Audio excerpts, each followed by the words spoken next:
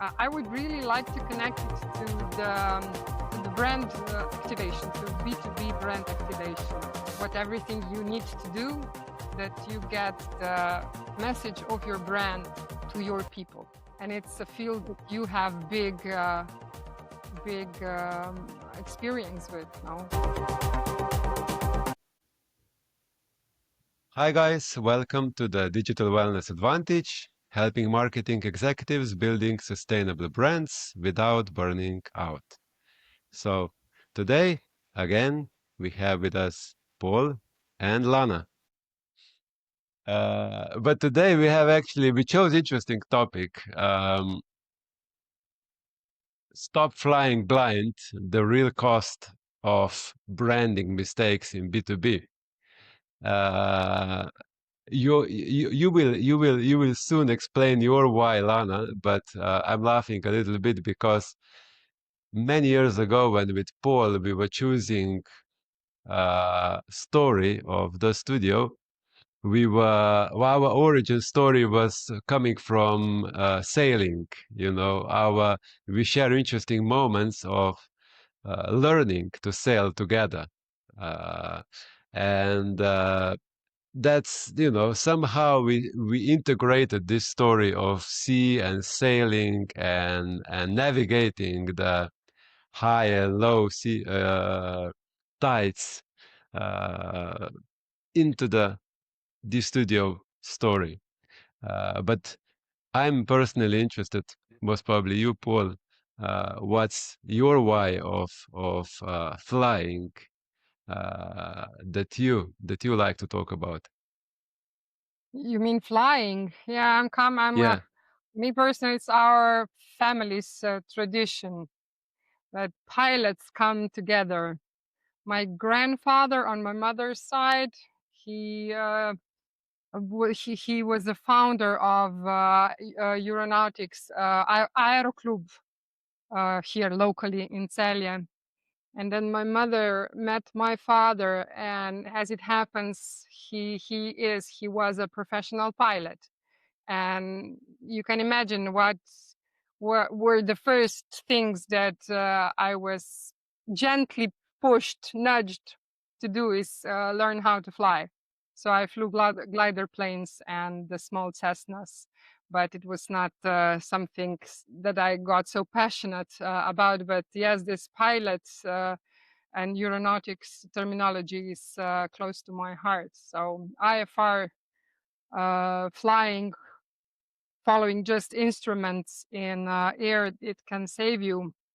But when you do it the old-fashioned way, it's visual. You fly visually. So it's similar with brands. You can do it automated.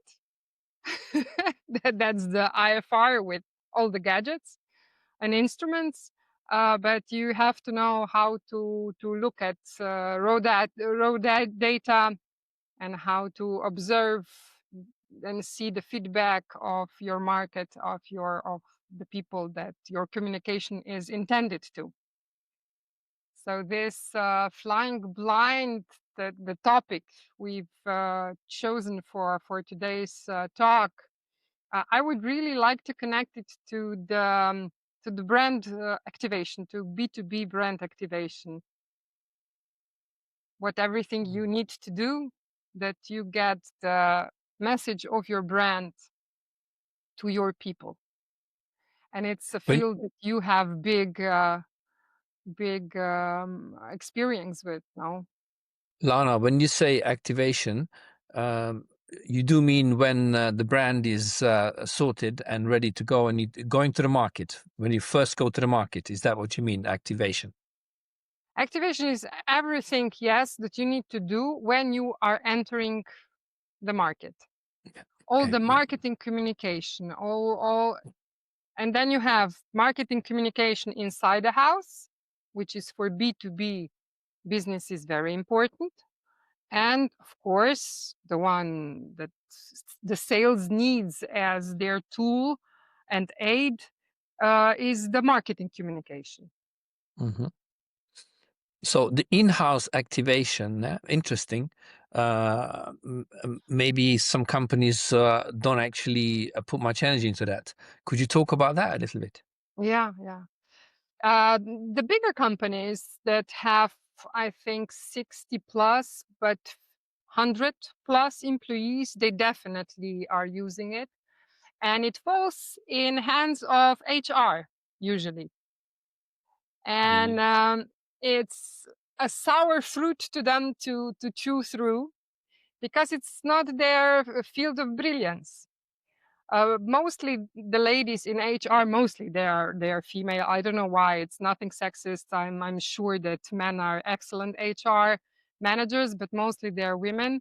They come from two sides. Either they are economists, they know the business, or they are psychologists. Not many of them, sadly, and many have legal background in HR. And then they have this internal branding to deal with, which is the communication the company has top to bottom to all the workers, to nurture the atmosphere, the culture of the company. And again, they start from their knowing themselves. So it's the same as communicating to a buyer. If you want to put together a team that it's really diverse, if you have 100 plus employees in a company, you can imagine how many different people are there, many different backgrounds. Some are skilled workers, more or less. Some have high education, some have doctorates, some are really good working with their hands, some are auditive, visual types, some are more kinesthetics, some are coming just for the paycheck, some build their career through it, and you want to keep them in house. You want to keep everyone in house. No, you want them to be to feel really. Now I'm lacking the English word pripadnost, so that they really feel committed to the company, that they feel good working for the company, that they feel that they are part of a story. Almost like belonging, no? Yes, yes. Belonging. Thank you. Yeah. Thank you. Sense of belonging. And HR together with marketing has to do it. How? You have many touch points in house as and you have them for the external communication with the market. No. Well, I wanted to touch with you on training or of personnel, but it doesn't. Especially because it doesn't need to be. My experience is not with these larger companies; it's with teams of up to 60 people or lower. Ne? But not too long ago, there was a situation there were only 4 people involved in the concept. Yeah, and we did some training, and the results were phenomenal. Phenomenal.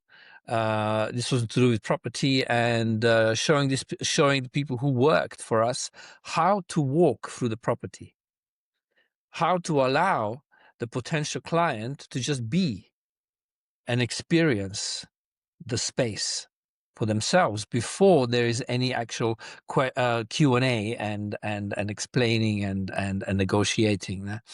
And having this training, was the result was fantastic. So even in a small company, I see that there isn't enough training necessarily because, as you said, there are so many different types of people with different types of talents. Yeah. And a brand today has to be very specific, right, in what they're offering. If they're very wide, then again, it's a much more complex situation. So what would you say about training and preparation? Because that directly translates to sales very, very soon after activation, doesn't it? Yeah, you have to go to the origin, to the root cause, to the something that has to be crystal clear, because it's going to change fast and even faster in today's time. And it's knowing thyself, knowing oneself. I mean, that the company knows really well who they are, you know, that their origin story is something they own, that they know what are their top priorities and what are the absolute non-negotiables in values. I'm talking also about values.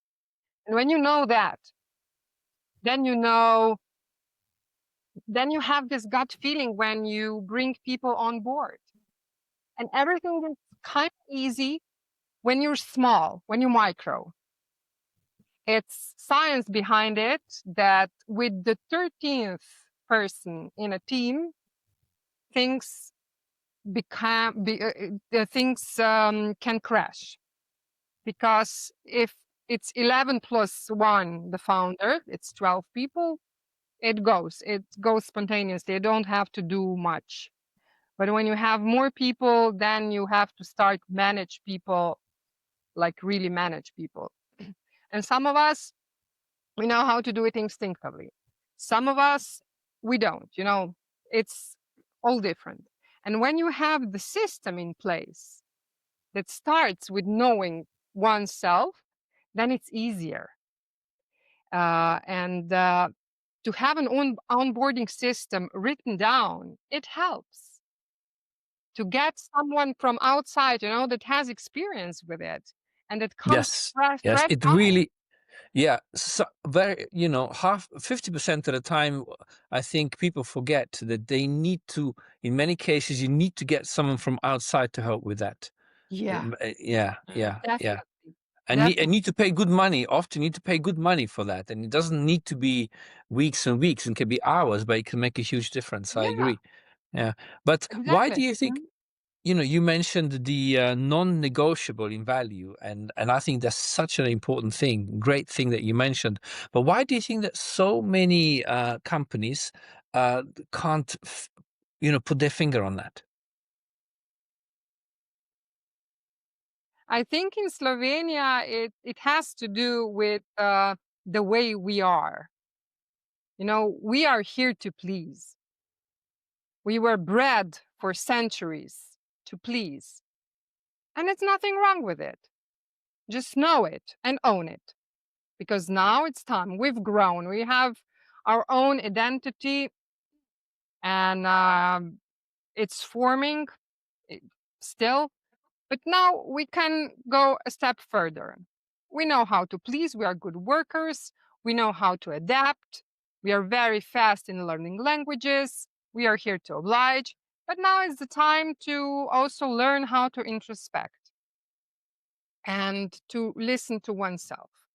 And, the bone of our economy are micro and small businesses.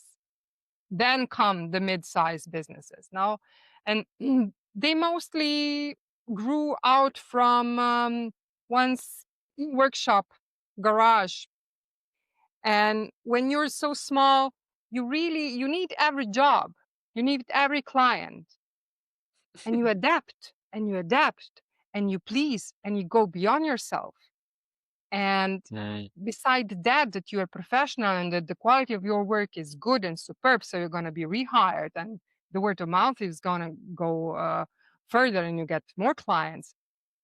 You need to develop your business, and developing one's business is a system and no one talks about it. When you look at the numbers, how many of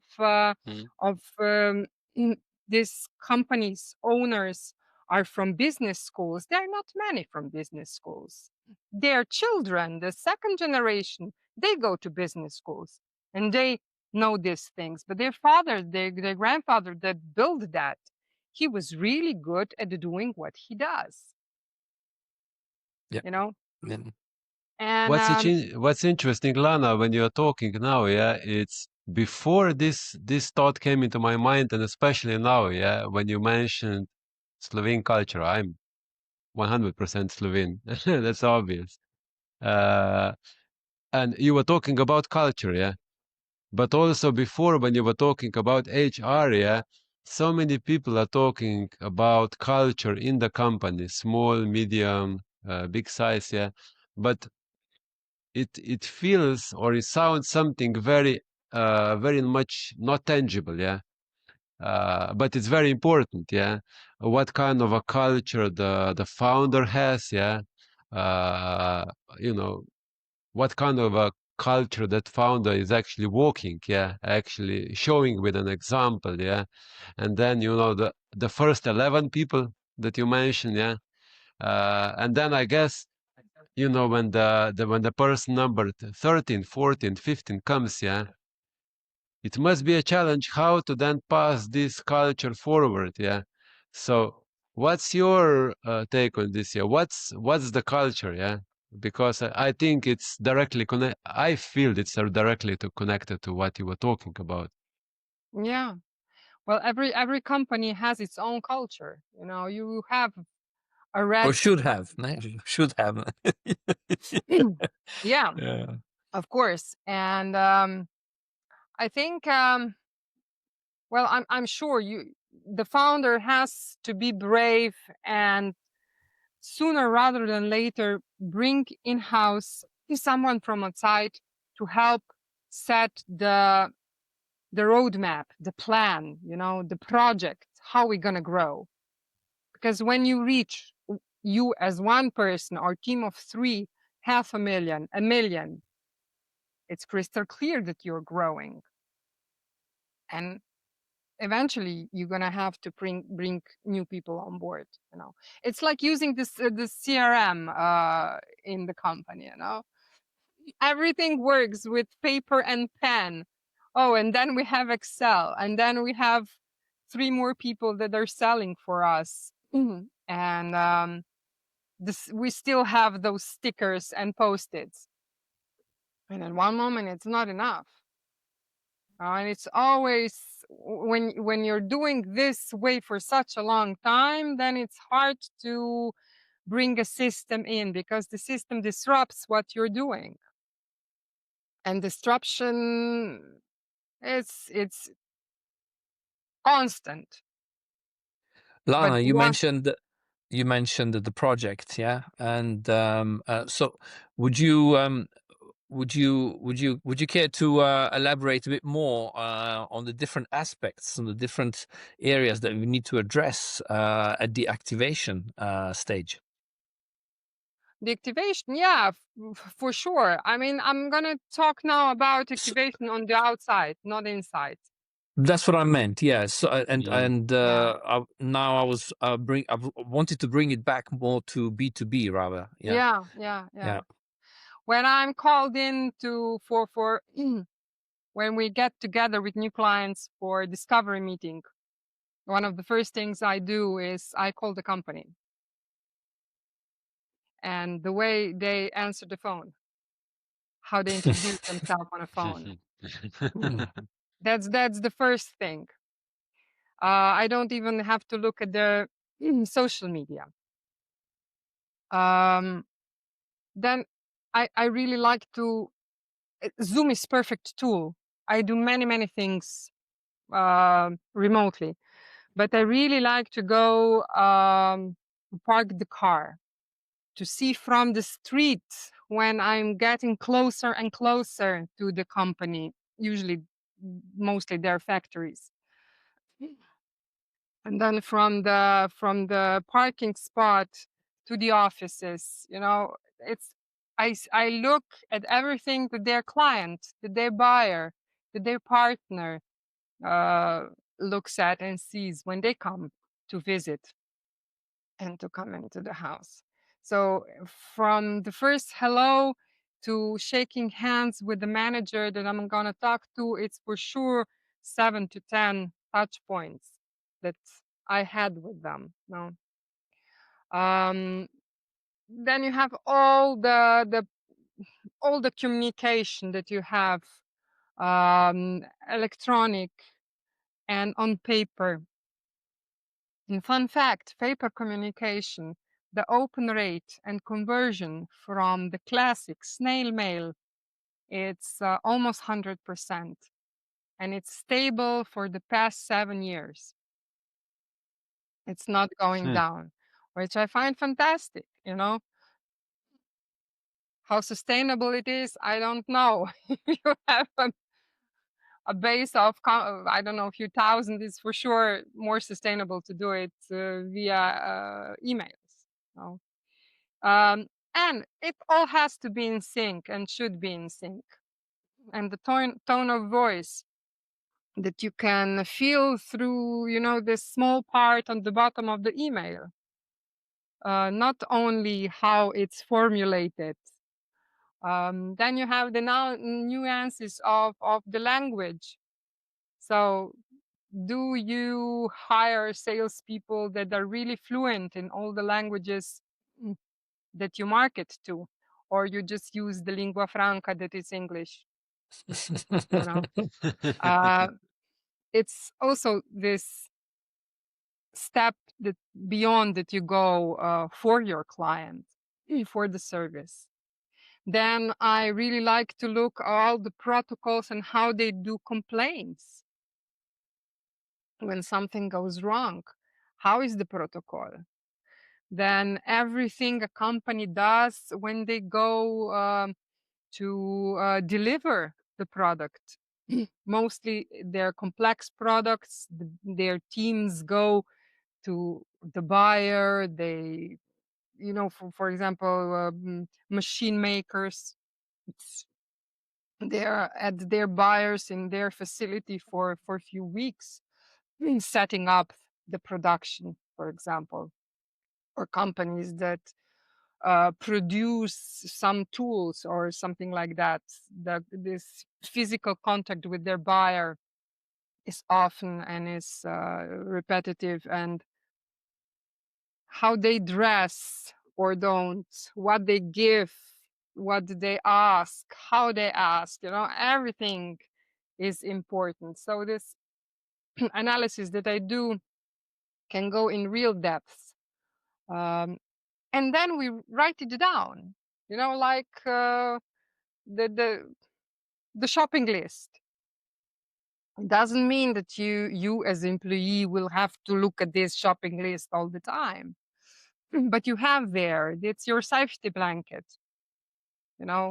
this little checkup you do. And it's always stressful when a company starts bringing this in work, because things have to change a little bit, from hello to yes, company this and this, Tiasha speaking, how can I help you? Yeah. It changes, no? Yeah, it changes. Maybe it sounds boring, yeah, when you are like small and you can handle all of these things between 11, 12 people, but then with the size, you can't avoid protocols and systems. It's difficult, no? Yeah, but protocols and systems have to come from you, not me coming ex cathedra and telling you. I know what everything is possible, but I, as a outside consultant, I have to see how you are doing, you're working, how you're living, what you are doing already, because many things you do are perfect, and make a compilation. Everything new But has to Lana, click with the old. but if we introduce here something that is almost inevitable actually right now, and we actually introduce this, AI or LLMs almost at every episode that we are having. Yeah, I guess that in branding or B2B brand activation, company owners or HR or people who are working within an organization can't avoid these tools anymore. And how do you see these tools? Are these disruptors and just unnecessary noise, or do you see some kind of a tangible value? How do you see this as a somebody who is dealing with brand activation and somebody who is dealing with design? What's for you? this tool that we have here right now? I mean, I think this tool is here to stay and it's gonna develop. It's not gonna go away. Um, mm, it's, I think, waste of energy thinking, why is it here? Is it planned or is it not planned? It's the Pandora's box that we've opened. The guys that opened it knew exactly what's gonna come out. So we, the common people, the users of it, we have to figure out how to use it to our benefit. We don't know, I think we don't know enough about it, especially the safety aspect of it. So using it for writing a newsletter faster, why not? But downloading inside of it some contracts that have crucial information that the team, I mean, real people, signed an NDA about it, and then you feed it to the LLM to analyze it and to improve it, that's brave, to put it diplomatically.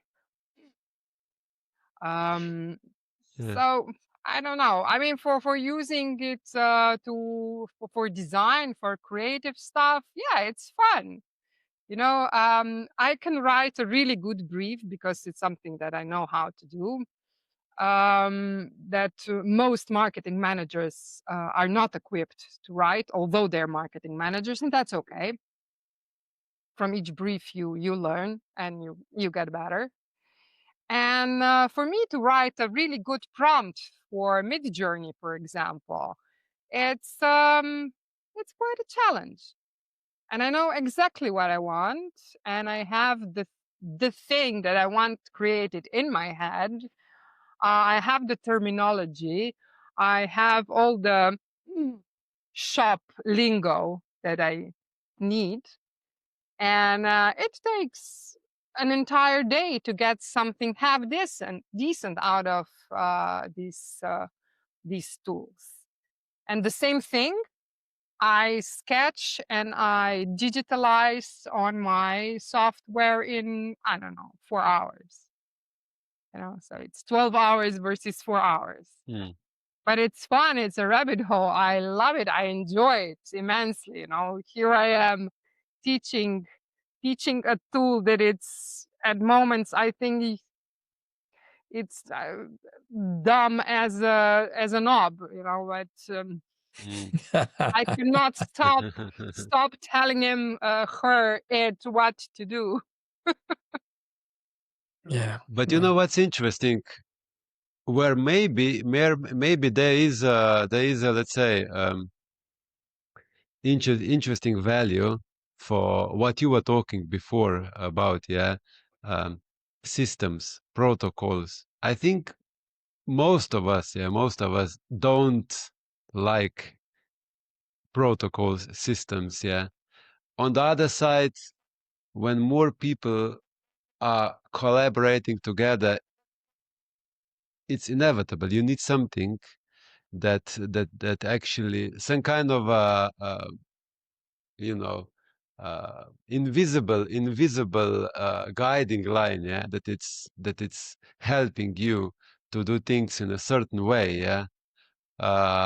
And more people, more systems, more complexity, yeah.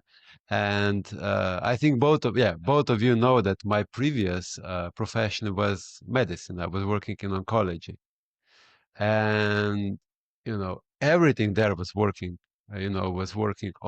based on protocols, systems, yeah, and double checking, and huge, very long, let's say, onboarding process, yeah, from the first touch point to the last one, yeah. And mistakes were just not acceptable, yeah. Yeah, I was because working people in really, die. exactly, yeah. And but at the same time, yeah, you need process, yeah, in a very detailed and process that actually, you know, you can avoid errors.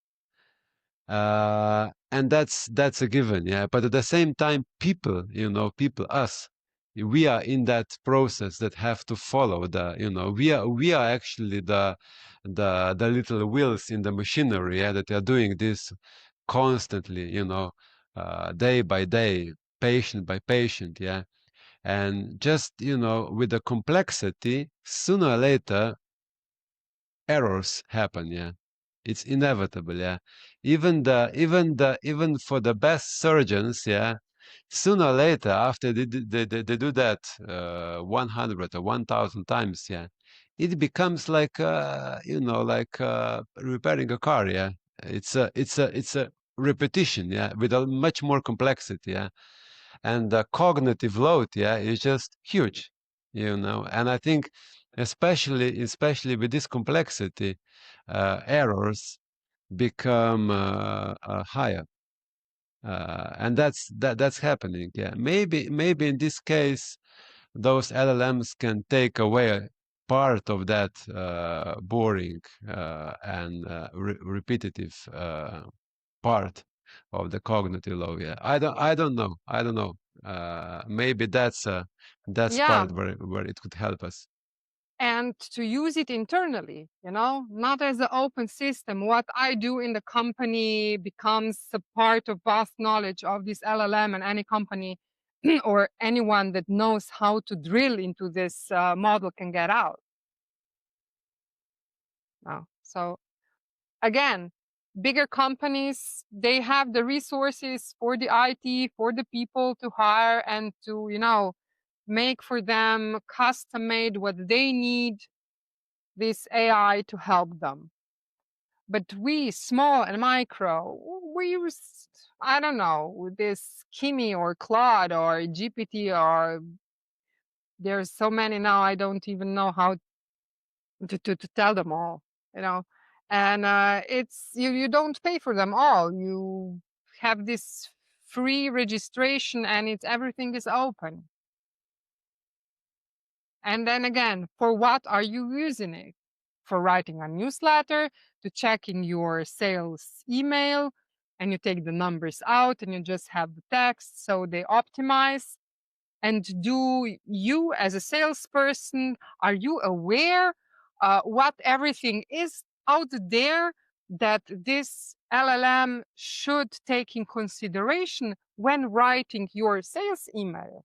Do you know about transactional analysis? Do you know about the latest coaching techniques in sales? Do you know, you have to know something to tell the GPT and other LLMs what to do for you.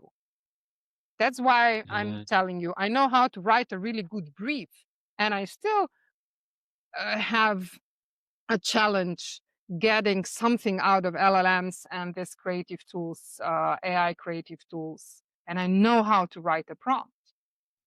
I've written thousands of them. And I'm still learning, and it's fast developing field. And if you have a guy in marketing that can do that, kudos, excellent. Do you have him or her? Do you have 3-4 people in marketing doing it? You know, in B2B, everything is scarce. The main people are your salespeople. And the marketing is something that you do when you really need it. Okay, we're going to a fair every 2 years. We need marketing then. New Year's is coming. We need marketing then. And do you hire a guy, a person for it? Usually not. And if you have a person for it, then you are always understaffed. So you have to hire outside people. And you have to know what you need from them. And it every time it circles back to the input you give them, to the material you give them. First thing they ask you who you are, why are you doing this that you're doing, for who you service, who is your target audience, Who are your competitors? What differs you from your competitors? So how many people are really doing it every year? Because you have to do it every year, this analysis. You have to all the time have to check, is this still as it was a year before? 10 years ago, you could do it every 3 years. Now, no. Everything moves too fast. So the change is faster. So that's why the system for this self-introspection also, you know. And yeah, AI can help you with this if you know and when you know how to ask and what to ask. And to know that, you perhaps you need someone from outside to tell you, look, you can do this, this, this, and this. And again, a checklist, what you have to take care of when writing a prompt. All the while you have to do the business that you do, produce what you produce, you know. So in these small and mid businesses, it's always the founder, he has so much responsibility. He's juggling work of 5 to 7 people. And all the major decisions are theirs. Yeah. Yeah. So yeah, for sure AI is gonna shorten things.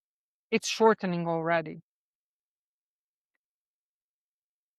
But now, you know, I'm not sure which one.